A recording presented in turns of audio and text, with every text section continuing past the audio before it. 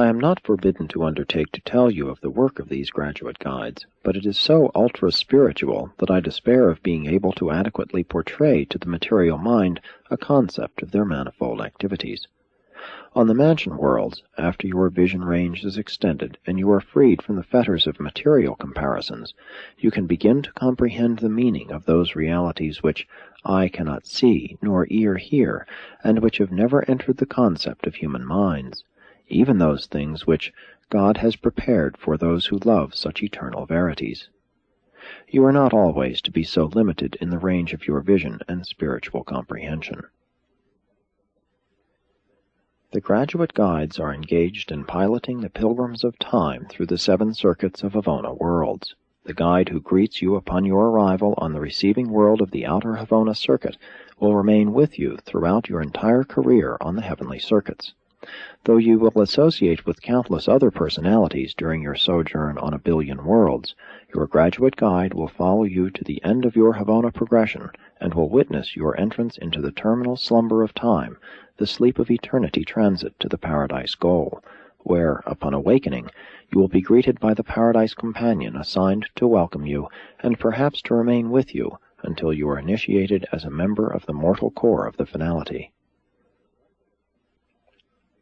The number of graduate guides is beyond the power of human minds to grasp, and they continue to appear. Their origin is something of a mystery. They have not existed from eternity. They mysteriously appear as they are needed. There is no record of a graduate guide in all the realms of the central universe until that far-distant day when the first mortal pilgrim of all time made his way to the outer belt of the central creation. The instant he arrived on the pilot world of the outer circuit, he was met with friendly greetings by Malvorian, the first of the graduate guides, and now the chief of their supreme council and the director of their vast educational organization. On the Paradise Records of Havona, in the section denominated Graduate Guides, there appears this initial entry. And Malvorian, the first of this order, did greet and instruct the pilgrim discoverer of Havona, and did conduct him from the outer circuits of initial experience, step by step and circuit by circuit, until he stood in the very presence of the source and destiny of all personality, subsequently crossing the threshold of eternity to paradise. At that far-distant time I was attached to the service of the Ancients of Days on Uversa, and we all rejoiced in the assurance that, eventually, pilgrims from our super-universe would reach Havona. For ages we had been taught that the evolutionary creatures of space would attain paradise, and the thrill of all time swept through the heavenly courts when the first pilgrim actually arrived. The name of this pilgrim discoverer of Havona is Grand Fonda, and he hailed from planet 341 of System 84 in constellation 62 of local universe 1131, situated in superuniverse number 1. His arrival was the signal for the establishment of the broadcast service of the universe of universes.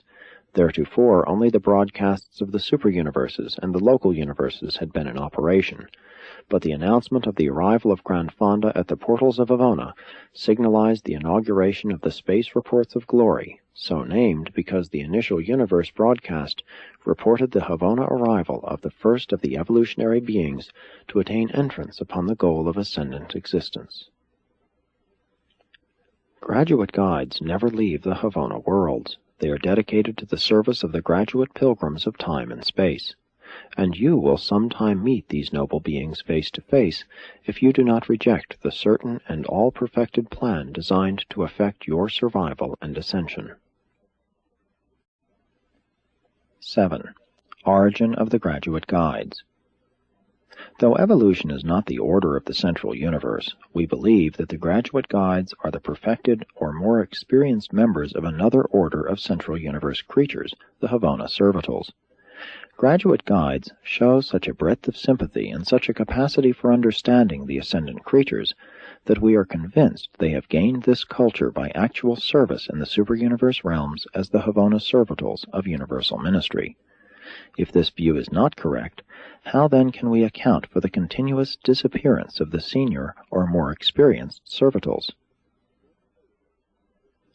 A servitor will be long absent from Havona on super-universe assignment, having been on many such missions previously, will return home, be granted the privilege of personal contact with the Paradise Central Shining, will be embraced by the luminous persons, and disappear from the recognition of his spirit fellows, never more to reappear among those of his kind.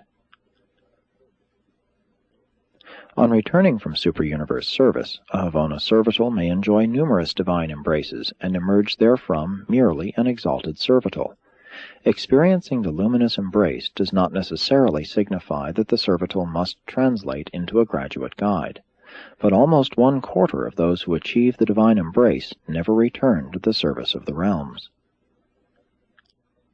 There appears on the high records a succession of entries such as this: and servitor number 842,842,682,846,782 of Havona, named Sudna, came over from the super-universe service, was received on Paradise, knew the Father, entered the divine embrace, and is not. When such an entry appears on the records, the career of such a servitor is closed. But in just 3 moments, a little less than 3 days of your time, a newborn graduate guide, spontaneously, appears on the outer circuit of the Havona universe, and the number of graduate guides, allowing for a slight difference, due no doubt to those in transition, exactly equals the number of vanished servitors. There is an additional reason for supposing the graduate guides to be evolved Havona servitors, and that is the unfailing tendency of these guides and their associated servitors to form such extraordinary attachments.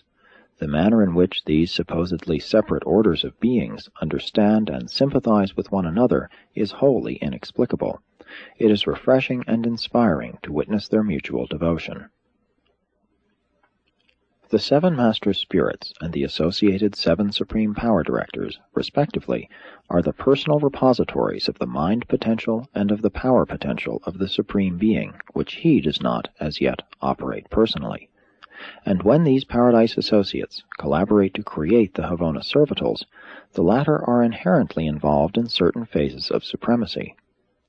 Havona servitors are thus, in actuality, a reflection in the perfect central universe of certain evolutionary potentialities of the time-space domains, all of which is disclosed when a servitor undergoes transformation and recreation. We believe that this transformation takes place in response to the will of the Infinite Spirit, undoubtedly acting in behalf of the Supreme.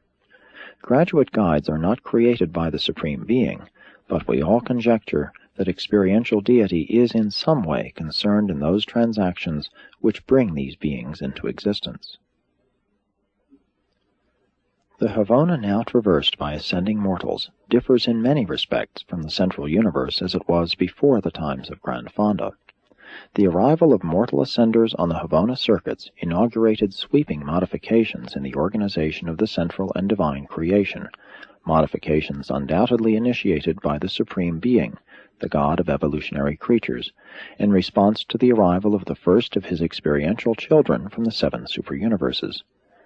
The appearance of the graduate guides, together with the creation of the tertiary supernophim, is indicative of these performances of God the Supreme.